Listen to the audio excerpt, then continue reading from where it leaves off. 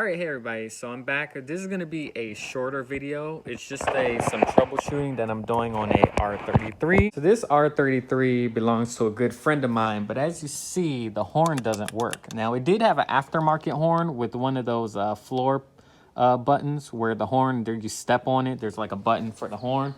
And the wires were going into the wheel well. Obviously, the car is lowered, so the suspension travel, it ended up hitting the wires. The wires shorted out, the horn stopped working.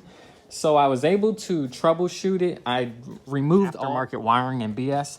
So I'm gonna take the steering wheel off and show you a little bit of what I've got going on. Start by removing some of the Allen screws, obviously.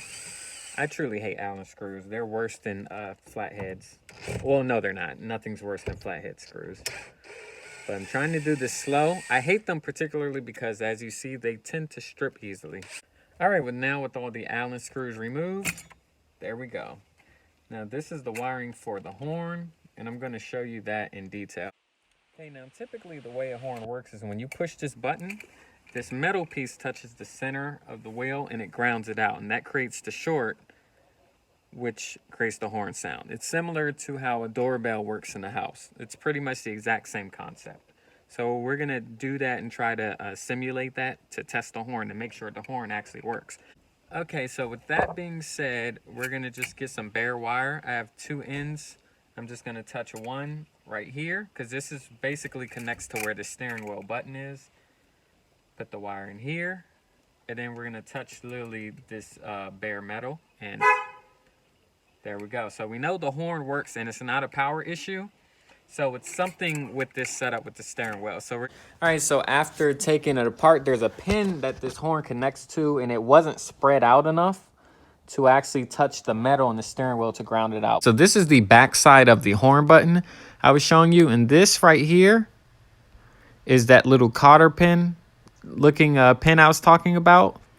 And apparently after using the horn so much, it goes inside a little bit. So I actually had to get like a pick tool and get these ends right here. All these ends right here. And I had to pry it out to where it was flexed out a little bit more that way. So that I could, so that it would make contact with the steering column, with the metal ground part on the steering column to pretty much create the short that makes the horn sound. So it's literally this pin right here, this little metal pin. That was the issue in this case.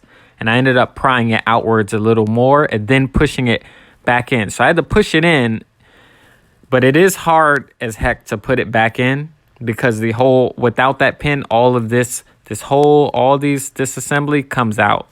So just remember that, and all the pieces come out. But now that we have it back together, horn works perfectly now.